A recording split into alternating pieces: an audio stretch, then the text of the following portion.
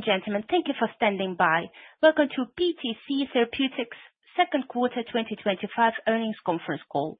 All participants are in listen-only mode. After the presentation, there will be the question and answer session. Today's call is being recorded. I would now like to turn the call over to Ellen Cavalieri, Head of Investor Relations. Please go ahead. Good afternoon, and thank you for joining us to discuss PTC Therapeutics second quarter 2025 corporate update and financial results.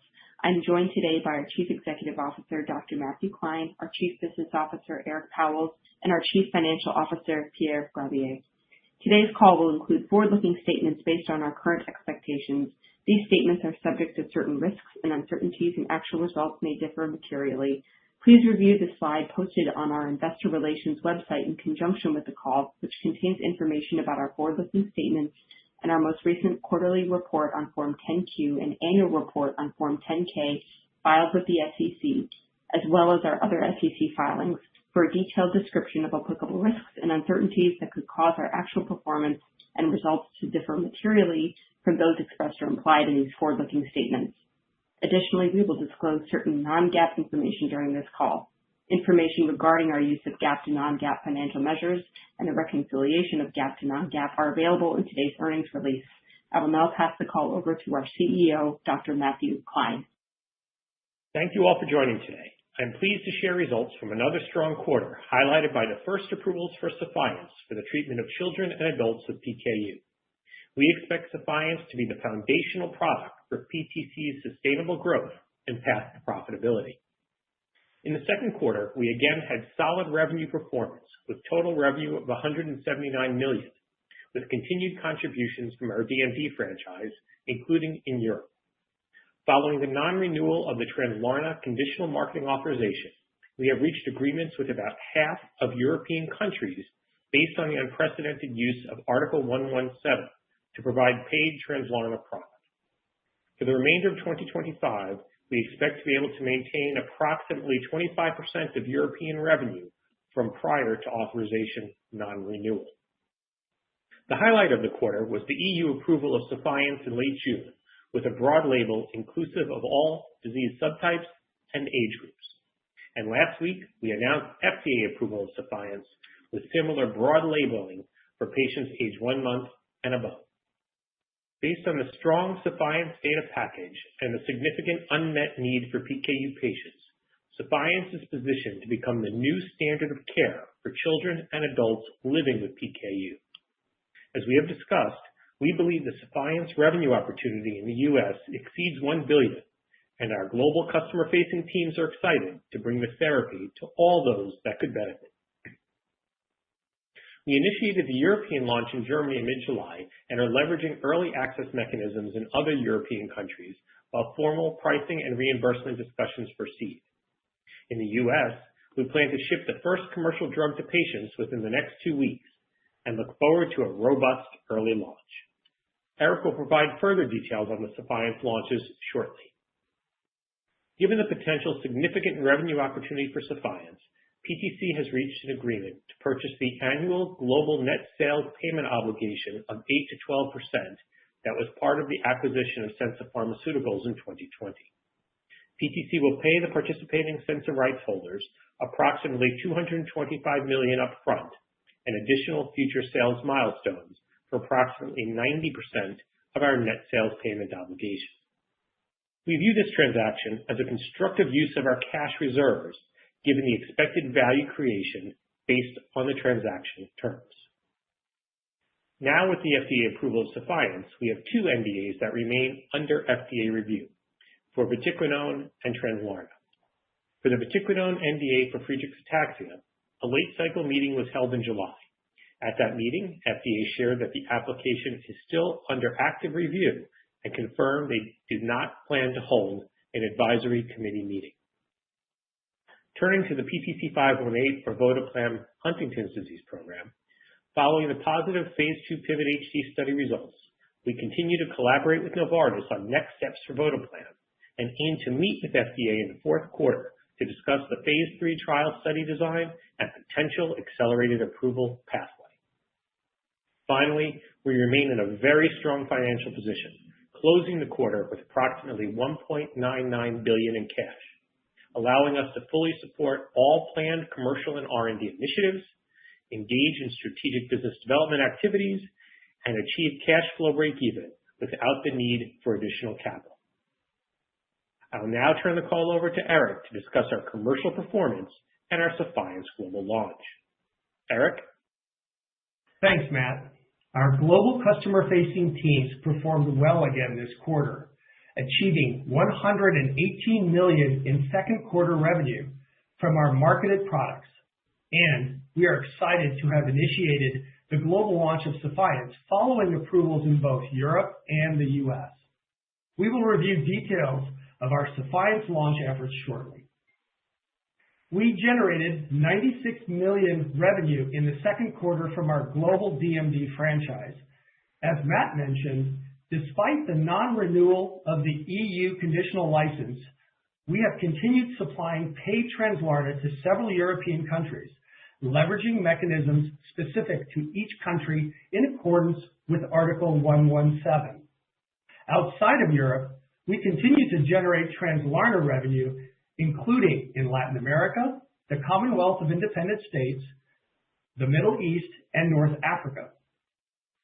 Our experienced U.S. neurology team is ready to bring Translarna to nonsense mutation DMD patients following potential FDA approval.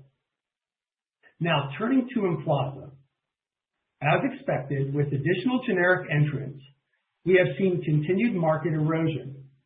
However, we continue to see meaningful revenue, and our PTC Cares team has done an outstanding job ensuring new patient starts and maintaining high levels of brand loyalty for Emflaza with the DMD community.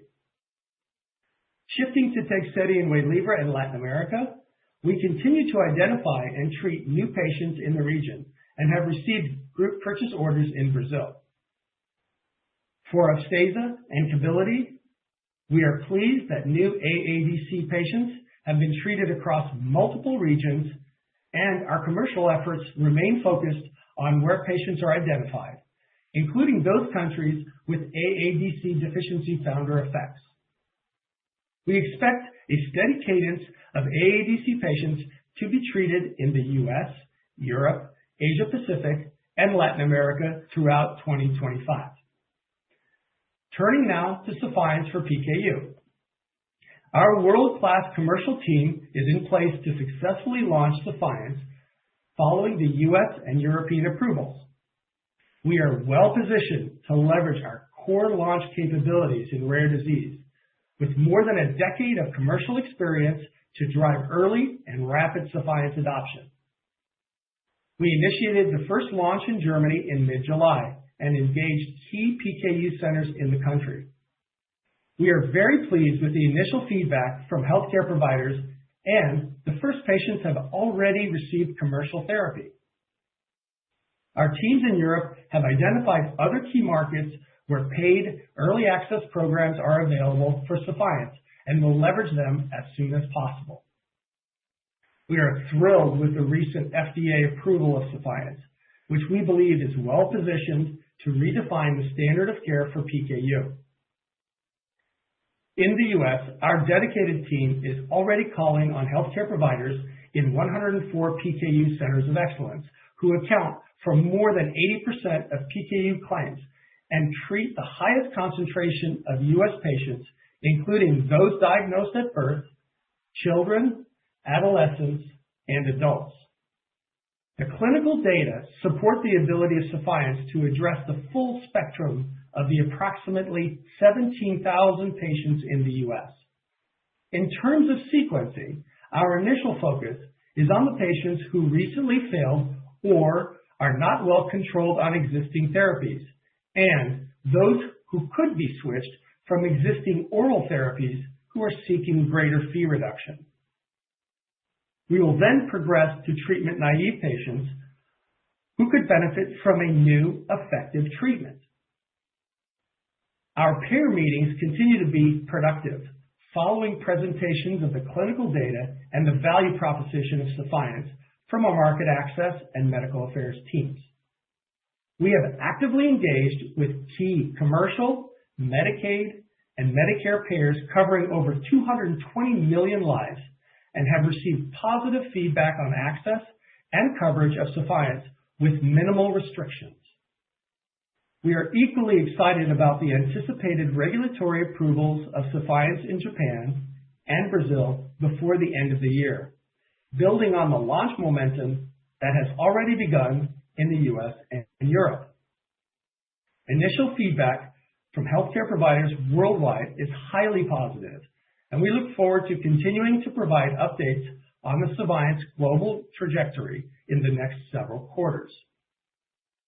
In addition to our team's focus on the Sephience launch, we have also been preparing for the potential launch of vatiquinone in the US. Our experienced teams in neurology are ready to launch the product and address the significant unmet need for both children under 16 who currently have no approved therapy, as well as adults with FA who may benefit from a well-tolerated and effective therapy. With that, I will now turn the call over to Pierre for a financial update. Pierre? Thanks, Eric. I will begin by reiterating our excitement for the approval of Sephience, a pivotal milestone both for patients and for PTC. As we discussed, Sephience has the potential to become the standard of care for PKU and will serve as the cornerstone product driving our path to profitability. Today, we announced the purchase of Sephience annual global net sales payment obligation owed to Censa. This strategic transaction is accretive based on the terms we negotiated and underscores our confidence in the market opportunity. I'll now share the financial highlights of our second quarter of 2025. Beginning with top-line results, total product, collaboration, and royalty revenue for the second quarter was $179 million, including DMD franchise revenue of $96 million. Starting with the DMD franchise, Translarna net product revenue in the quarter was $59 million, and Emflaza net product revenue was $36 million. For Evrysdi, Roche achieved second quarter global revenue of approximately $559 million, resulting in royalty revenue of $58 million for PTC. For the second quarter of 2025, non-GAAP R&D expense was $104 million, excluding $9 million in non-cash stock-based compensation expense, compared to $123 million for the second quarter of 2024, excluding $9 million in non-cash stock-based compensation expense.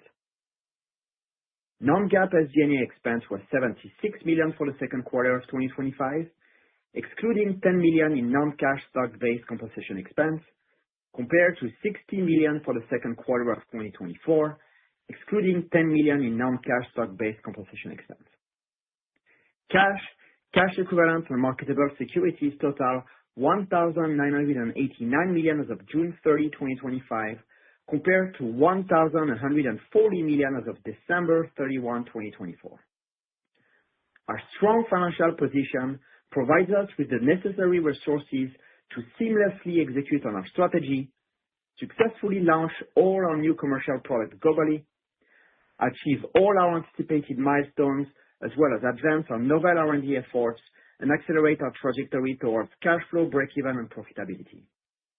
Furthermore, this strong foundation provides us with the ability to explore business development opportunities to enhance our commercial portfolio and pipeline for long-term growth. I will now turn the call over to the operator for Q&A. Operator? Thank you, dear participants. As a reminder, if you wish to ask a question, please press star 11 on your telephone keypad and wait for your name to be announced.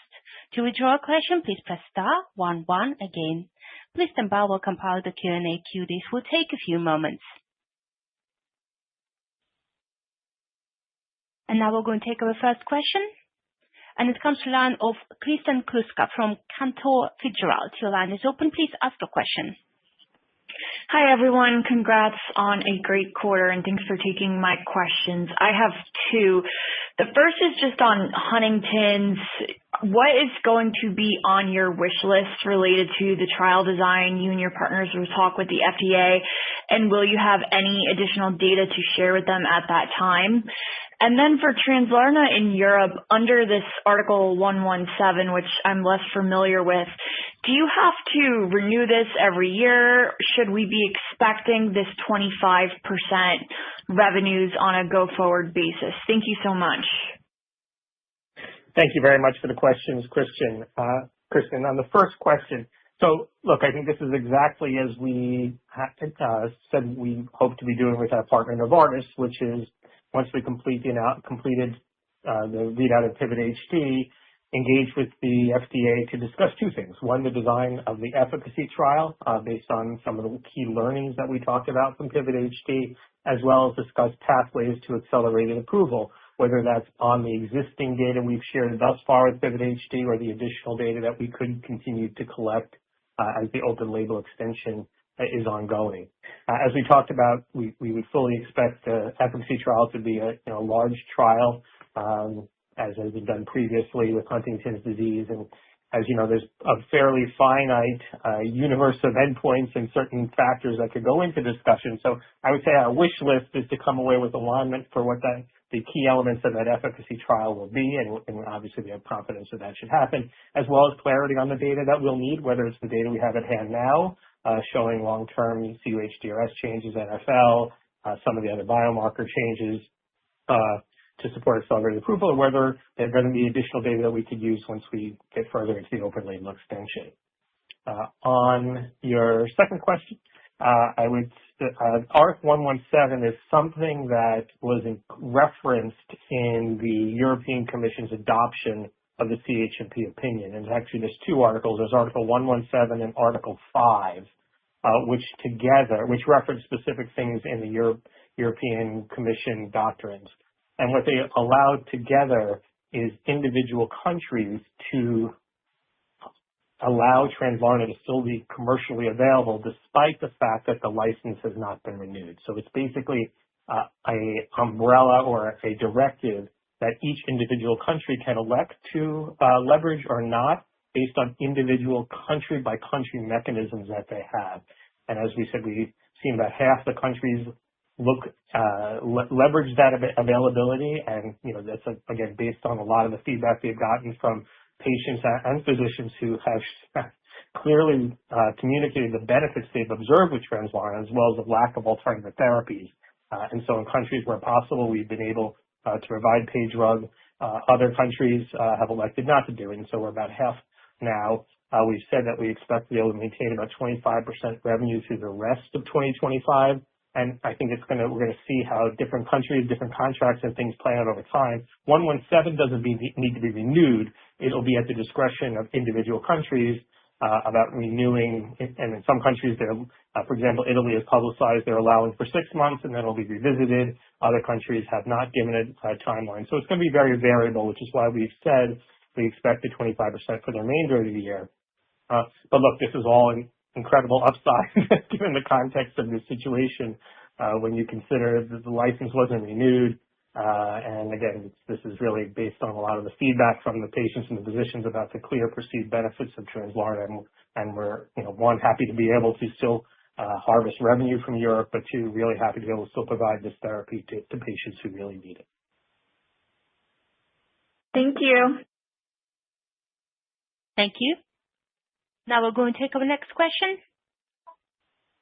And the question comes from the line of Tazeen Ahmad from Bank of America Securities. Your line is open. Please ask your question. Hi, guys. Good afternoon. Thanks for taking my question. For Sephience, Matt, can you give us clarity on the metrics that we should expect to see in the early innings of the launch, presumably on the 3Q call? And then can you clarify if you've already started receiving scripts?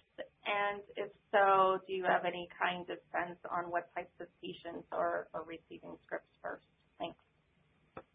Thank you for the question, Tazeen. I think it's early days, as you say, and I think we're happy with how things have gone, and in particular what we've seen in the public, a lot of social media and a lot of patients talking about how happy they are. This is data they've wished for and hoped for. And just a lot of positive feedback, which, one is incredibly gratifying, and two is really consistent with our understanding of the significant unmet need that Sephience can fill. Eric, do you want to go into a little more detail on Tazeen's two questions on the metrics we plan to share in early dynamics?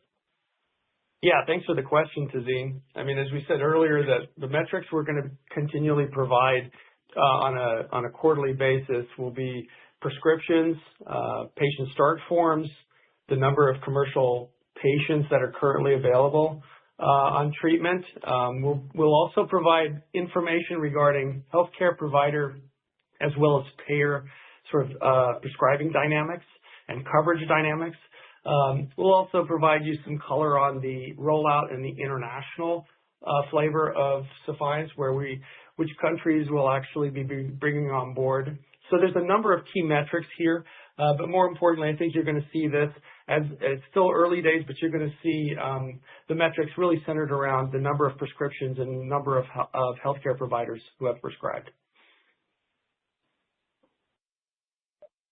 Thanks. On the scripts received so far, if any. Yeah, and just to provide you some, we're thrilled that we've already gotten prescriptions in the U.S. We have patient start forms that came in on the very first day, and the feedback from healthcare providers has been excellent so far. As I mentioned, we also have our first patients on commercial therapy in Europe already. The feedback from physicians has been very positive. Our teams have been promoting the benefits of Sephience immediately.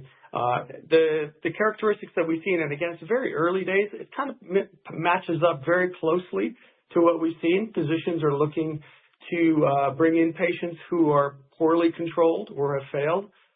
Many of them have interest in switching patients to get better feed control, and we've also seen prescriptions for naive patients. Okay, thanks, guys. Sure. Thank you. Now we're going to take our next question. And it comes to the line of Brian Chen from JP Morgan. Your line is open. Please ask your question. Hey, guys. Thanks for taking our questions this afternoon. Two from us. It's probably still in the early days to understand how contracting and the eventual net pricing for Sephience is. But I know that you already have been in touch with a sizable portion of commercial payers out there.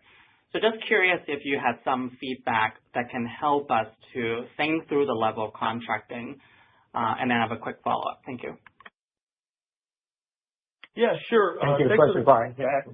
Go ahead. I was going to say thanks for the question, Eric. Go ahead and take it away whenever calling you comes through. Yeah, thanks, Brian, for the question. We've been having really good meetings with payers so far. As I mentioned, it's been really dozens of payers and quite a good mix between both commercial, Medicaid, and Medicare.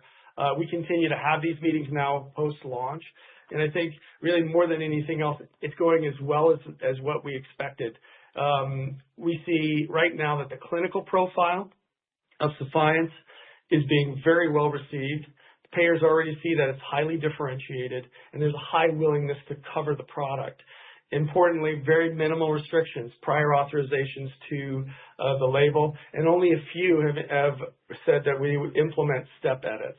So overall, minimal restrictions. Regarding your question around contracting, we haven't gotten in, it's still early days, we haven't gotten into that at this point in time. We don't necessarily see the need at this point in time either to contract with payers. And as I said, we will be providing metrics around gross to net further down the line as we get the payer mix, which we anticipate at this point in time to be 65% commercial and approximately 35% to be Medicaid or Medicare. So at this point in time, it's a bit early, but overall, I think it's going as well as we expected it to go. Great. And then maybe one for PA. Is there any meaningful inventory build that we should think through? And also, how should we also think about any changes in terms of the SG&A line, that we should expect for the Sephience launch? And thanks for taking our question. Yeah, thanks for the question, Brian. As we mentioned, we are leveraging our existing infrastructure, so there will be no additional OpEx.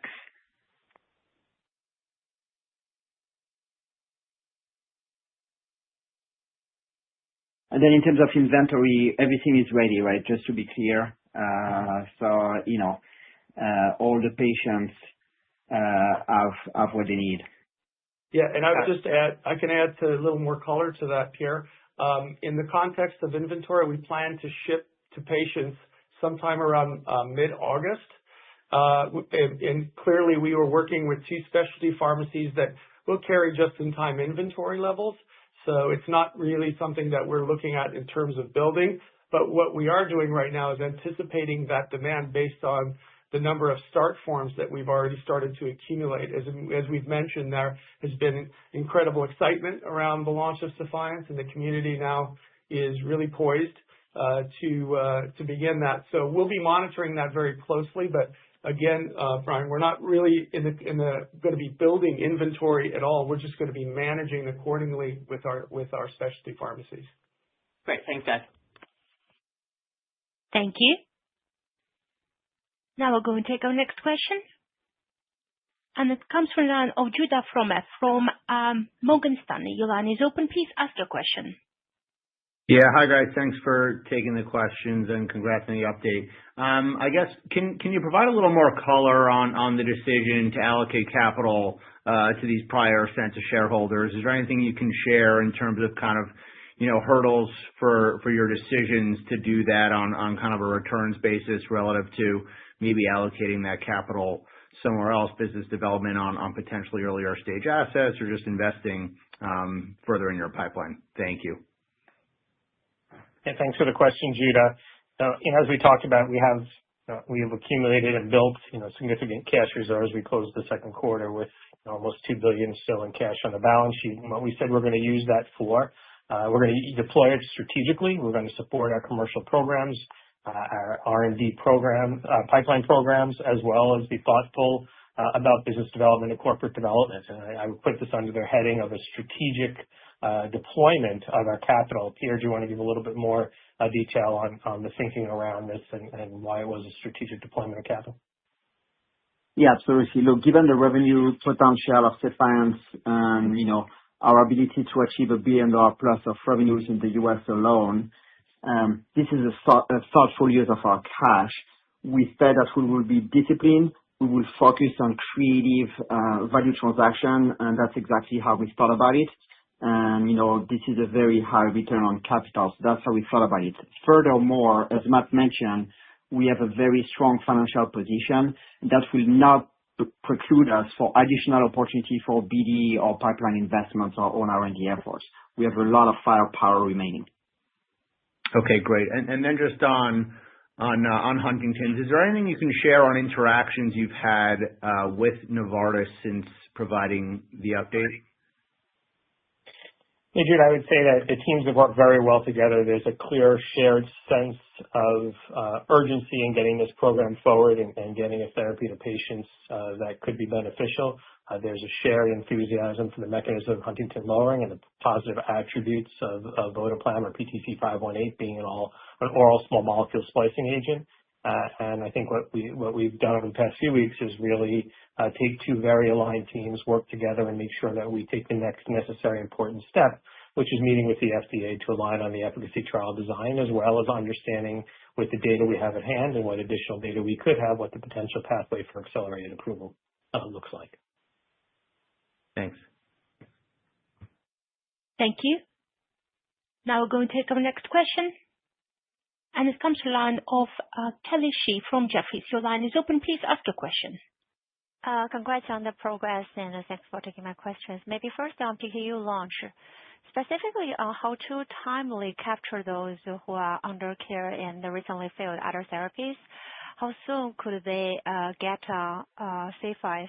And will there be some wait time between for logistical reasons?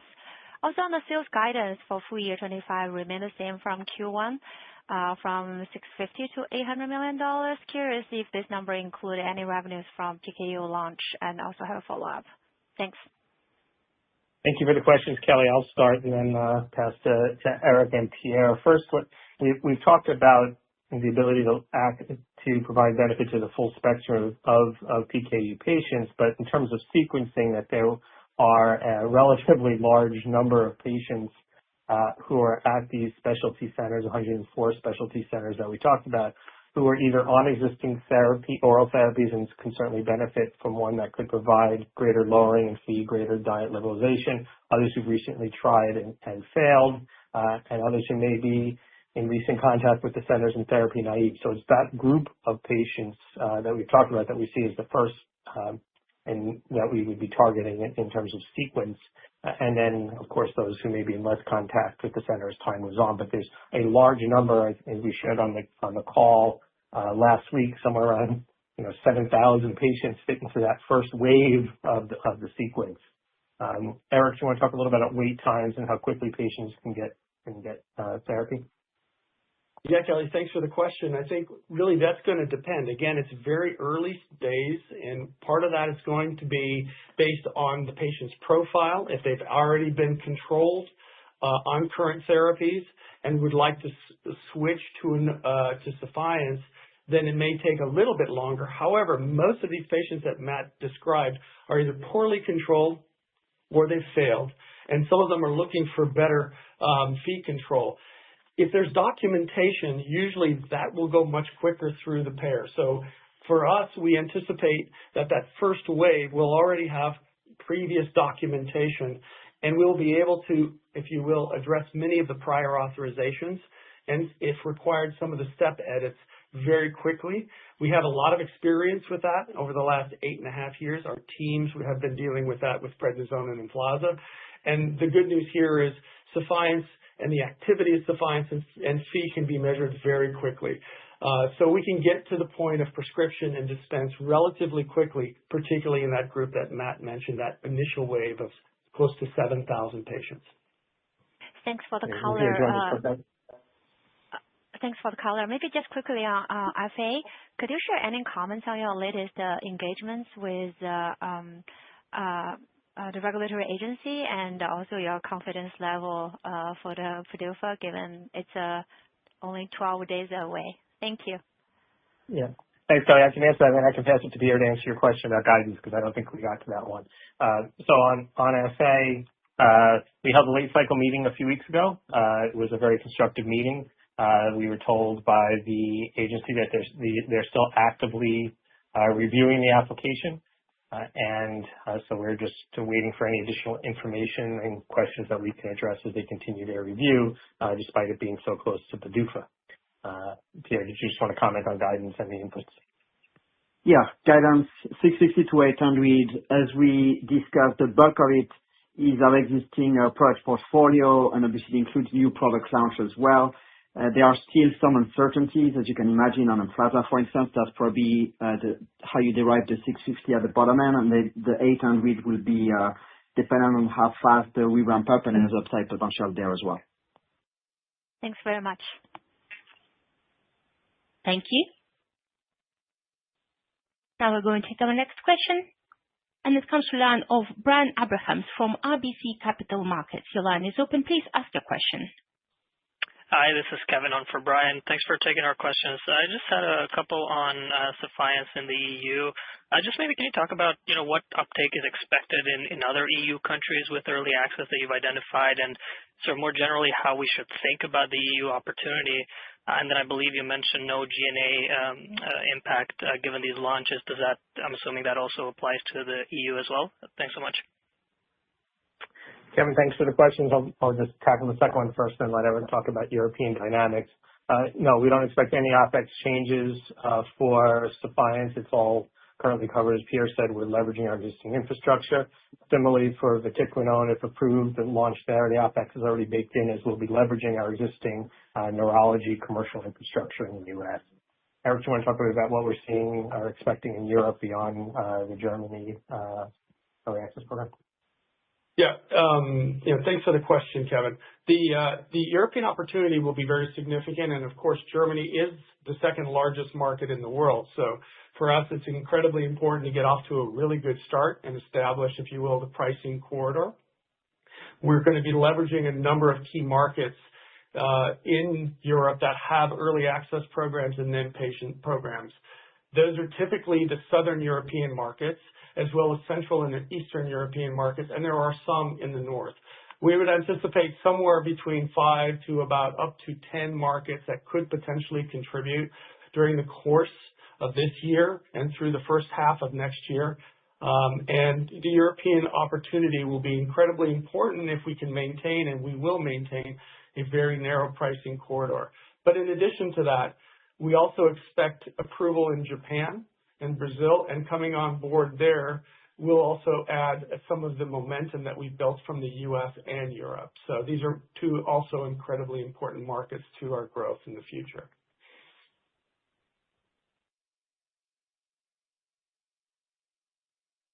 Excuse me, any further questions?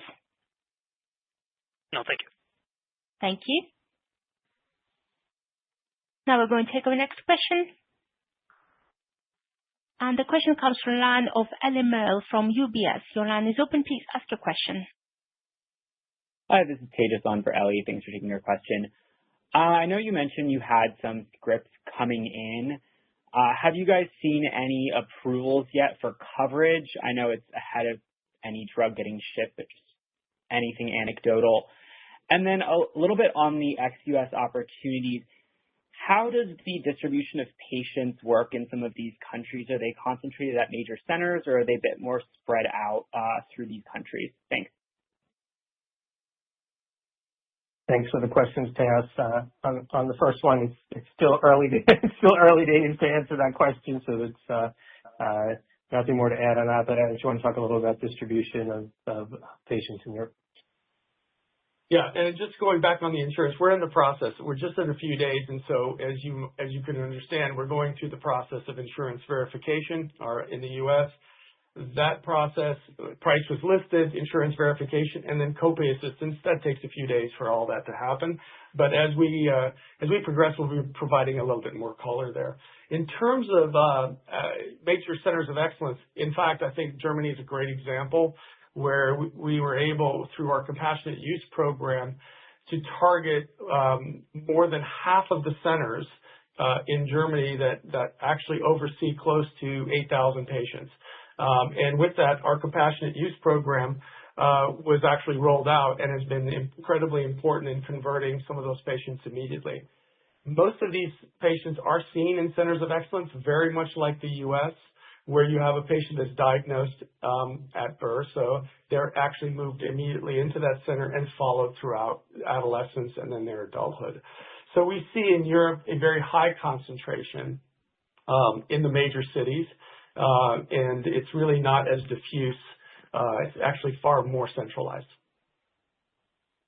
I guess just with those compassionate use programs, just around the world, how many patients are on them, including in the U.S., and how fast do you think you could convert those? Yeah, this was a very specific early access program in Germany that we launched because for two reasons. One, with the pricing, with listing of the price and allow tax initiating the German launch, those patients pretty quickly turn right over to commercial. And it also was an opportunity for us to get the drug in the hands of those physicians at the concentrated centers. So we did not institute a global early access program. This was a specific decision made in Germany, or a global compassionate use program. This was a specific decision made in Germany due to the dynamics of the launch, listing of the price, and the 6 months of free pricing you get as soon as you initiate launch.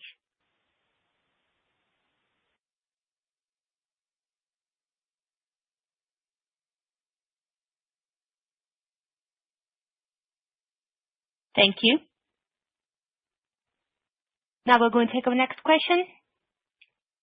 And the question comes from the line of Geoff Meacham from Citigroup. Your line is open. Please ask your question.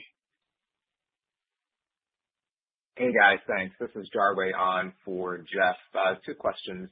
Just to your earlier comment on the early scripts coming in, could you provide some color on the cadence and types of patients coming in? Have these patients lined up more with their scheduled visits, or have these early patients been coming in voluntarily for a medication switch? And then second question, based on your latest conversations with FDA on vatiquinone, what has been your sense on the agency's stance on a broad label for all age groups, and is there a possibility the agency could perceive demonstration of benefit on certain mFARS subgroups to be more appropriate for, certain portions of the patient population? And on that topic of labeling, have those discussions begun? Thanks. Yep. Thanks for the questions, Jeremy. On the first question, look, it's still early days, and what we can tell you is that there's no rules or patterns we see yet, other than we know there are a lot of patients who are really interested in getting on drug really quickly. We're seeing a lot in social media, patients saying we're writing our doctors right away. We're going to get in as quickly as possible. And again, a lot of the prescription decisions and prescription writing at these centers can be MDs, could be the doctors, could be the nurse practitioners. And so it's really kind of a mix. We've also talked about a lot of centers, particularly in the U.S., having wait lists of patients. So they can be working off that as well. So there's no clear rules, but exactly as we expected, you're seeing a broad swath of patients, wanting to get access to the drug and physicians wanting to provide the drug for all those different segments, as Eric has talked about. On vatiquinone, we would expect, based on our conversations, that a label will be inclusive of all age groups, while the MOVE-FA study was focused in pediatric and adolescent patients for whom there's an unmet need without approved therapies now. We have data in adults in that study as well that are consistent with what we've seen in the younger patients, as well as data from our longer-term extension studies that were provided in terms of confirmatory evidence, including data from an earlier study where we see in adults, both ambulatory and non-ambulatory, significant effect in terms of slowing of disease progression over years. So taken together, the data package clearly supports benefit and certainly safety in the full age spectrum and full spectrum of disease severity for FA. We have not gone formally into labeling negotiations yet at this point. Awesome. Thanks, Matt. Thank you. Now we're going to take our next question. And the question comes line of Joon Lee from Truist. Your line is open. Please ask your question. Hi, thanks for the updates and for taking our questions. When you talk to the FDA for the Huntington's, my guess is that it'll be with CDER, but CBER is also looking at AMT 130 for Huntington's and is expected to render a decision on accelerated approval path this quarter. So given the same disease indication, with the decision by CBER set any sort of regulatory precedent that may impact CDER and your program? And also quickly, do you still owe royalties to Shiratori? Thank you. Thanks for the questions, June. On the first question, we're obviously watching with great interest the FDA interactions that CBER is having around the gene therapy. Look, we've talked a lot about there's potential benefits of the gene therapy administered to one part of the brain through direct administration to lower HTT. If there's benefits there, we think that leads through incredibly well to lowering Huntington protein throughout the whole brain, and to be able to do that in a durable way, and also allowing for dose titration and monitoring peripherally of HTT lowering. So we've always thought from a development standpoint, there are very good read-throughs, and certainly on the regulatory side, I think there's been increasing desire by the agency to have alignment, particularly when it comes to their views on rare disease, whether it's in CBER or CDER. Obviously, there have been a lot of changes in FDA recently, but I think that concept and that desire to have alignment remains. So with that in mind, we're clearly very interested in understanding what the pathway could look like. As we shared at the Pivot HD readout in May, we were very happy to demonstrate the statistically significant benefit out to 2 years relative to a well-matched natural history cohort from the Enroll-HD database, as well as the signals of dose-dependent longer NFL out of 24 months. So, obviously, we're going to be very keen to see the FDA's position with regard to using the natural history comparator with CH to address.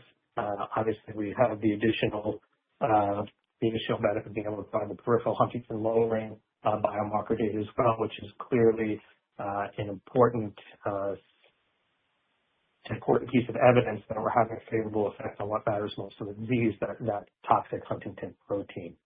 And then, Pierre, do you want to comment on remaining royalties for Shiratori? Yes, we still owe low single-digit royalty to Shiratori. Thank you. Thank you. Now we're going to take our next question. and it comes to the line of Sami Corwin from William Blair. Your line is open. Please ask your question.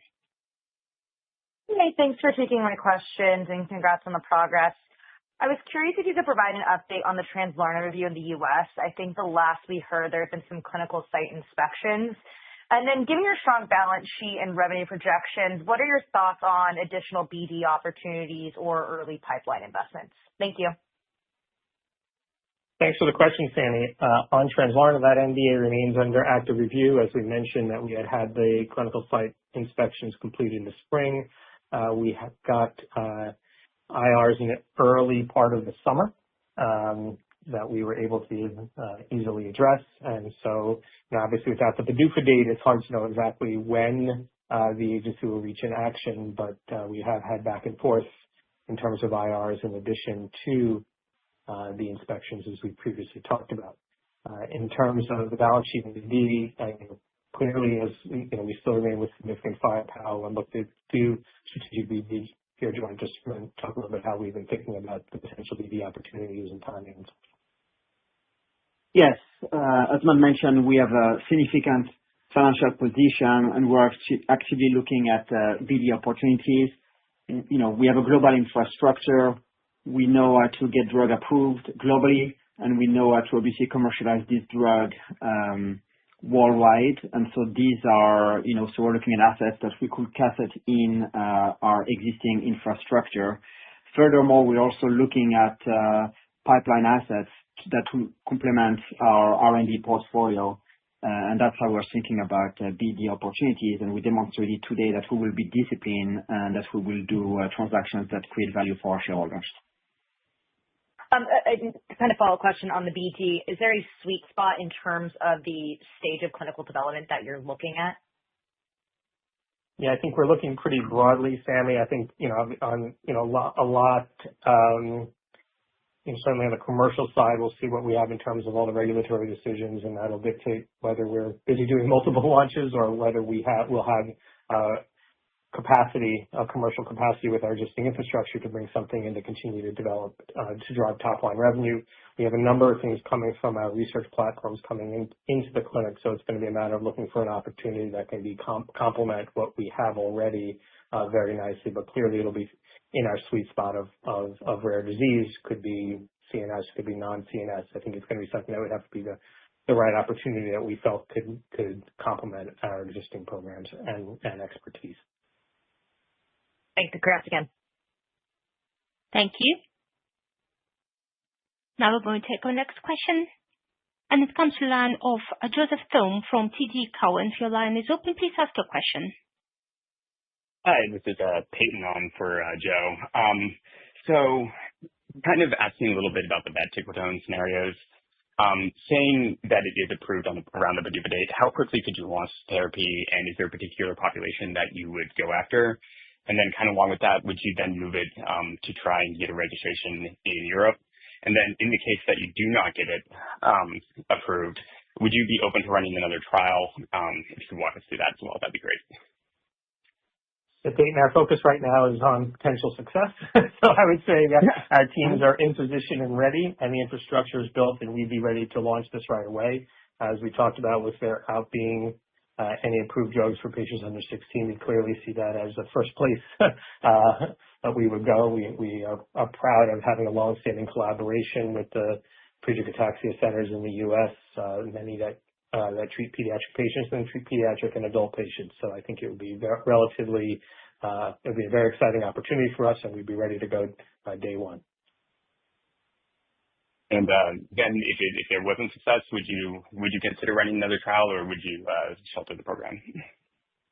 Yeah, as I said, we're thinking about success right now. We believe that we believe that vatiquinone provides, as the data show, an effective therapy, not only for children who need a safe and effective therapy, but also for adults who would benefit from having a safe, well-tolerated, and effective treatment option. That's what we believe the data show, which is what supported the NDA submission. And we can expect that we have a commitment to patients that we will always look to try to support. Great. Thank you so much. Thank you. And now we're going to take our next question. and it comes to the line of Luke Herrmann from Baird. Your line is open. Please ask your question. Hey, guys. Just thanks for taking the question. Just two quick regulatory ones from me. First, a follow-up on the vatiquinone review. Has FDA given you any sort of indication around when labeling discussions could potentially get underway? And then second, on Translarna, again, has FDA given you sort of runway or timeline for when an action date could be put in place? Yeah. So, Luke, on your first question, there was no formal timetable. As we said, the late cycle meeting was just a few weeks ago, and there were still some questions about that we were talking to them about at the time, and no specific timeline for next steps was given. As you know, I think things are quite busy at FDA these days. And in terms of the Translarna, NDA, there will not be a PDUFA date issued, just given the particulars of that application, that it was a resubmission of an NDA that received a CRL following a submission following an RTF. Anyway, just the legacy of this going back many, many years, it is not going to be as part of the PDUFA program, so a PDUFA date will not be given. Okay, thank you so much. Thank you. And now we'll proceed with our next question, and it comes to the line of Paul Choi from Goldman Sachs. Your line is open. Please ask your question. Hi, this is Daniel on for Paul. Thanks for taking our question. We're curious about what's the pricing assumption after the 6-month free drug program ends in Germany. Thank you. Thanks for the question, Daniel. Eric, do you want to just talk about our global pricing strategy?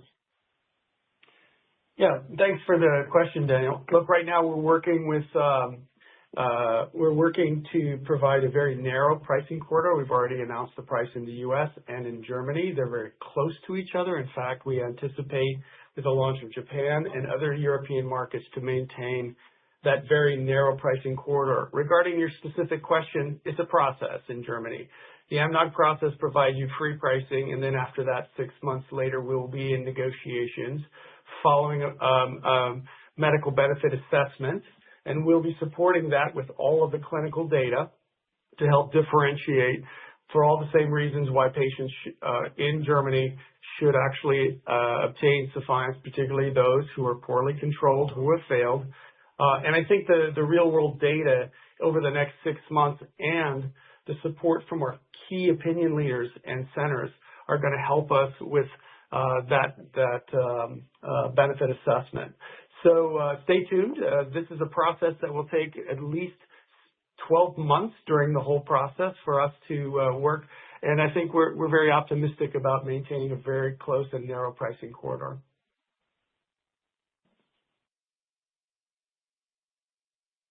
Thank you. Now we're going to take our next question. And the question comes to the line of Gina Wang from Barclays. Your line is open. Please ask your question. Thank you for taking my question. I have one regarding Sephience. Just want to confirm there is no IP protection, and it will be rely on the orphan designation market exclusivity in U.S., Europe, and Japan. And I missed the beginning part of the call. Just apologize if already asked. So should we start to see revenue contribution in 3Q25? And then second question is very quickly regarding the vatiquinone in FA. I know you mentioned that late cycle review was discussed a few weeks ago, and just wondering if you can provide a little bit more color. What was discussed during that late cycle review, and then any label discussion come up during the discussion or afterwards? Thank you, Gina. Let me correct the first question. We have guided IP to 2039. We have a polymorph patent that goes out to 2038 that we believe will provide. It's a composition of matter of a polymorph that we believe can support protection from 2038, and then conservatively estimating at least a year patent term extension beyond that to 2039. And of course, we're continuing to work to expand, as we always do, the IP portfolio to see if we can take protection out even further beyond 2039, and that applies not only to the U.S., the 2039 guidance, but to the key markets globally. We will expect there to be revenue in Q3 from Sephience, as we have already begun delivering commercial product in Germany, and we've gotten patient start forms in the U.S. and expect to be able to ship Sephience to patients in the next couple of weeks. We've said that there's in the wide guidance that there is some new product revenue baked in there, and that upper end of the guidance that stays at 800 is allowing for the potential of upside from new products. In terms of the vatiquinone, the late cycle meeting was a relatively brief meeting where we discussed we mainly focused on discussion of the evidence, where they are with their review, and their assurances that they're actually still working through the review. Not surprisingly, one of the main questions of the review is the fact that upright stability wasn't pre-specified as the primary endpoint. Would that support persuasiveness of evidence of effect, which along with the confirmatory evidence could support approval? Of course, they acknowledged and were all aware of their recent guidance that others have received, that upright stability can itself be an efficacy endpoint, and it will be used as a primary endpoint, for example, in the Skyclarys pediatric trial, which I think supports the FDA's evolving understanding that upright stability is the most relevant measurement of efficacy in ambulatory pediatric and adolescent patients. As we said, we've not had any labeling discussions beyond anything that was discussed in the late cycle meeting at this time. Thank you. Now we're going to take our next question. And it comes to the line of Joseph Schwartz from Leerink Partners. Your line is open. Please ask your question. Hi guys, this is Jenny on for Joe. Thank you for taking our questions. I just have a few follow-ups on vatiquinone. First, has the FDA given any indication that the review has been delayed and or may be delayed due to staffing issues? We know it's kind of crazy over there. And then if approved, should we be looking at the Skyclarys launch as a template? And if not, how should we be thinking about that? And do you see any potential for combinations of Skyclarys and vatiquinone in FA patients? Thanks. Yeah, thanks for the question, Jenny. There was no discussion of not meeting timelines. I'm not sure there would be one, even if there was a chance that could happen. I think we all understand that there's been a lot of changes over at FDA and a lot of work. And certainly we've seen examples as recently as this week of programs from the neurology division maybe not meeting certain timelines. But look, we look forward to continuing to work collaboratively with the division and getting to what we hope will be a positive outcome on time, and if not on time, when the time can be. As we talked about, we see the launch dynamics being quite different for a number of reasons. I can let Eric go into that. You want to talk a bit about?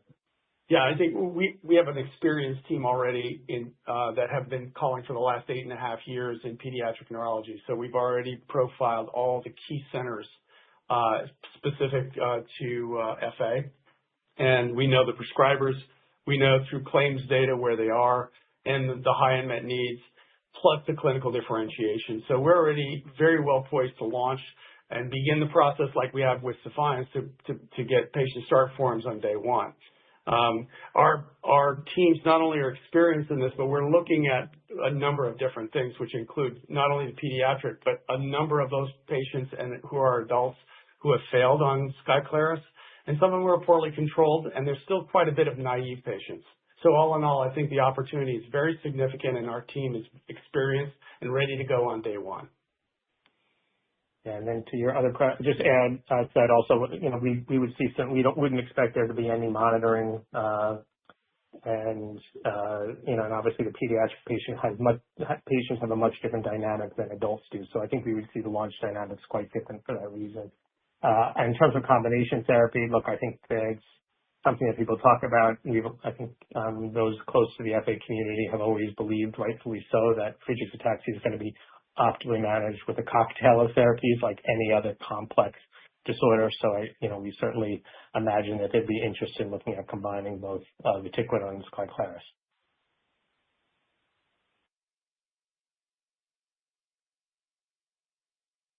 Excuse me, Jenny, any further questions?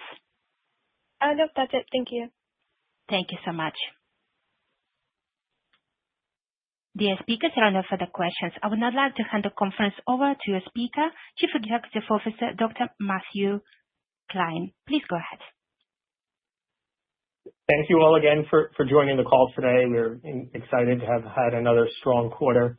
We're still seeing continued contributions, meaningful contributions from our DMD franchise, which is great because we now can have that in hand as we now embark on the future, which is the launch of Sephience. We're incredibly excited how things are going in the early days, and all indicators we're seeing from everywhere in the world that this will meet our expectations of being our foundational product for building PTC going forward. So thank you all again, and have a great evening. This concludes today's conference call. Thank you for participating. You may now all disconnect. Have a nice day.